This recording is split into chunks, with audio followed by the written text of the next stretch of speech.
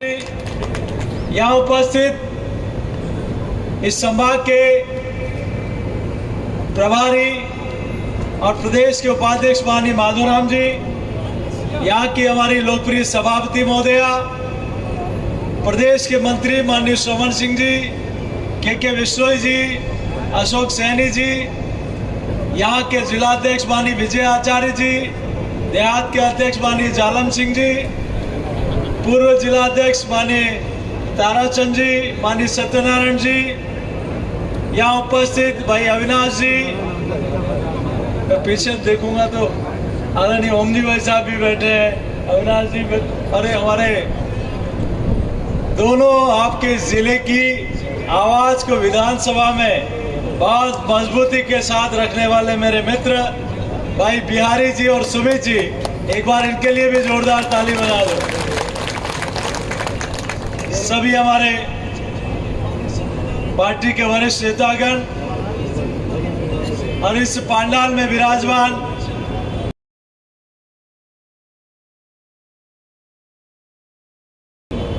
बीकानेर के प्रबुद्ध किसान बंधुओं, माता बहनों, युवा साथियों, पत्रकार बंधुओं, आज लगता है बीकानेर में राजस्थान की सरकार को कुर्सी से उतारने के लिए कुर्सियों की कमी पड़ गई इस पंडाल में। मैं सबसे पहले इस जांगलदर भूमि पर आशीर्वाद बनाने वाली मां करणी के चरणों में नमन करता हूं, प्रणाम करता हूं। मैं प्रणाम करता हूं कलयुग के उन भागीरथ को, गंगा सिंह जी को, जिन्होंने रेगिस्तान में भी गंग नहर लाने का सपने को साकार किया। मैं प्रणाम करता हूं कपिल मुनि जी से लेकर जसनाथ जी महाराज की भूमि को। लोग इसे जागिस्तान समझते हैं, लेकिन प्रकृति, पर्यावरण और वन्य जीवों के लिए भगवान जम्बेश्वर जी की भूमि को प्रणाम करता हूं। गुरु जम्बेश्वर भगवान की।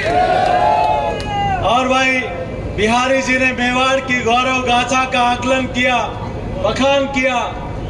मैं उस मेवाड़ की वीर धरा की ओर से भी आप सबको प्रणाम करता हूं, वंदन करता हूं, अभिनंदन करता हूं। मेरे पूर्व के वक्ताओं ने इस आक्रोश यात्रा में भारतीय जनता पार्टी को पहले हर गांव और पंचायत पर क्यों जाना पड़ा, इस आक्रोश यात्रा में हर विधानसभा मुख्यालय पर आंदोलन क्यों करना पड़ा, और आज जिला मुख्यालय पर जिस विशाल आकार में जनता ने, किसानों ने, युवाओं ने, महिलाओं ने इस जन आक्रोश यात्रा में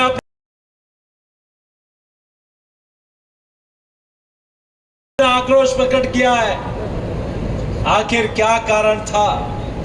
2018 में मात्र 1.5 लाख वोटों से एक सरकार चली गई, जो सरकार राजस्थान के विकास को गति देने का काम कर रही थी, जो सरकार किसानों को समृद्ध और सशक्त बनाने का काम कर रही थी। अचानक से कुछ लोग आते हैं, वादे करते हैं कि हम 1 से लेकर 10 तक संपूर्ण कर्जा माफ करेंगे, और नहीं करेंगे तो 10 दिन में मुख्यमंत्री को हटा देंगे। वो मुख्यमंत्री वादा तो पूरा नहीं कर पाए, अब उनकी इच्छा मुख्यमंत्री को हटाने की है, तो मुख्यमंत्री कहते हैं कि भाई तू होता कौन है, कुर्सी तो मेरी है। जिन्होंने वादा किया मैं बेरोजगारी को बेरोजगारा, युवाओं को बेरोजगारी भत्ता देंगे, जिन्होंने कहा बिजली का बिल बता रहे थे, ये भी उनके मैनिफेस्टो में था कि 5 वर्ष में बिजली का 1 पैसा पर यूनिट नहीं बढ़ाएंगे, हम राजस्थान में सुशासन देंगे, हम राजस्थान में विकास को गति देंगे। लेकिन ऐसा क्या कारण हो गया कि राजस्थान में विकास तो बहुत दूर की बात, ऐसा तांडव राजस्थान में भ्रष्टाचार का, बजरी माफिया का, माइनिंग माफिया का, भू माफिया का, गैंगवार का, और हमारी मातृशक्ति के प्रति इस प्रकार का दुराभाव रखने का राजस्थान ये कभी नहीं बना। जहां राजस्थान में रोज उठते ही किसी दलित परिवार के ऊपर अत्याचार और उसको प्रताड़ना दी जाती है, तो कभी किसी पति के सामने किसी महिला की इज्जत लूट ली जाती है। जब कोई महिला अपने दुराचार को लेकर किसी पुलिस अधिकारी के पास जाती है तो वहां भी उसकी इज्जत लूट ली जाती है। कोई महिला एम्बुलेंस में जाती है तो वहां भी उसकी असमत लूट ली जाती है। कोई महिला टीचर स्कूल में जाती है तो वहां भी उसके साथ दुराचार करके उसको जिंदा जला दिया जाता है। 8 साल की बच्ची अभी मेवाड़ में लोपड़ा में एक आदिवासी परिवार की बच्ची के साथ दुराचार करके उसकी बोटी बोटी काट कर उसके कट्टे में डाल दिया जाता है। ऐसा राजस्थान कभी नहीं हुआ। अरे ऐसे अपराधियों को भारतीय जनता पार्टी की सरकार होती तो पाताल में से भी निकाल के फांसी पर लटका देती। जब अपराधियों में डर नहीं होता है, सरकार का नारा होता है आम जन में विश्वास, अपराधियों में डर। लेकिन राजस्थान में कुछ उल्टा है, आम जन में डर और अपराधियों में विश्वास। ये गठबंधन राजस्थान में अपराध को बढ़ावा देने का काम कर रहा है। ये गठबंधन राजस्थान में इस प्रकार से नेशनल क्राइम ब्यूरो में कि उस रिपोर्ट में राजस्थान महिलाओं पर, बच्चों पर अत्याचार के लिए, दलितों पर अत्याचार के लिए सिरमौर बना बैठा है। आखिर क्या कारण है कि कुर्सी का मोह यहाँ की जनता के दुख और तकलीफ को देख नहीं पाता है। इसीलिए भारतीय जनता पार्टी को किसान, युवा, महिला, दलित की पीड़ा को आवाज बनकर आज ये बीकानेर की धरती पर सखारंद करना पड़ा, ये रणभेरी बजानी पड़ी कि सरकार, गूंगी बहरी सरकार सुन ले। अब भारतीय जनता पार्टी चुप बैठने वाली नहीं है न। इसलिए मैंने कहा था कि ये मंच और आप और हम सब लोग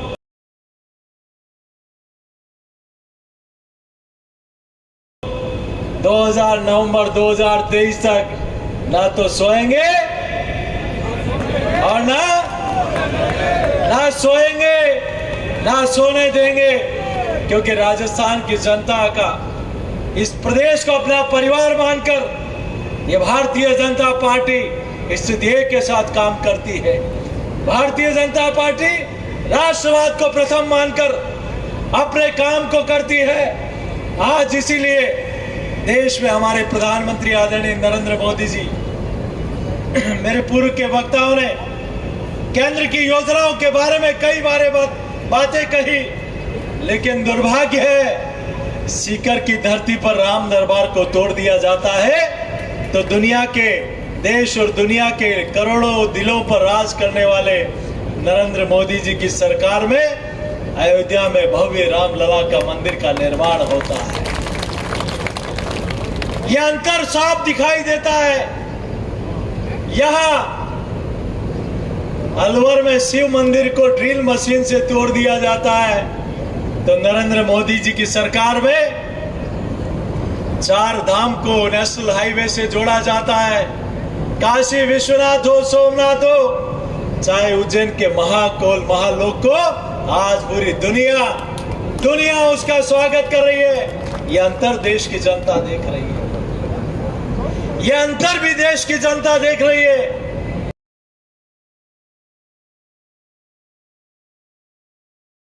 कि जिन आतंकवादियों को राजस्थान की सरकार कान खोलकर सुन ले, जिन आतंकवादियों को तुम्हारी आक्रमणता के कारण बरी हो गए, मैं धन्यवाद देना चाहता हूं आदरणीय राठौड़ साहब का, जो सब कुछ कार्यक्रम छोड़कर उन परिवार के लोगों का, बोले राजस्थान सरकार तेरे खजाने में पैसा नहीं होगा, लेकिन भारतीय जनता पार्टी उन परिवार को न्याय दिलाने के लिए चाहे सर्वोच्च न्यायालय करना पड़े, आज दिल्ली उन परिवार के लोगों को ले जाकर वहां एसएलपी धारण कराने का काम किया।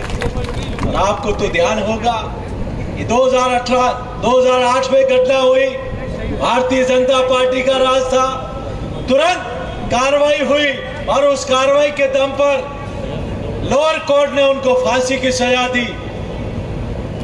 यह आतंकवादियों के प्रति प्रेम कहां से दिखाई देता है? और ये इनके खानदान का रिकॉर्ड उठा के देखो तो याकूब मेहमान से लेकर अफजल गुरु तक और बाटला हाउस में जो आतंकवादी मारे गए, आतंकवादी मरते हैं लेकिन इनकी अम्मा के आंख में आंसू आते हैं। और यहां भी उन्हीं को खुश करने के लिए आतंकवादी राजस्थान में अपने बचाव के लिए 21 सुप्रीम कोर्ट के वकील ले आते हैं। मैं बंधुओं आपके सामने बहुत मानविक बात कर रहा हूं। समझने की आवश्यकता है कि राजस्थान को किस दिशा में ले जाना चाहते हैं। उन 21 लोगों की दर्दनाक मौत हुई, 71 लोगों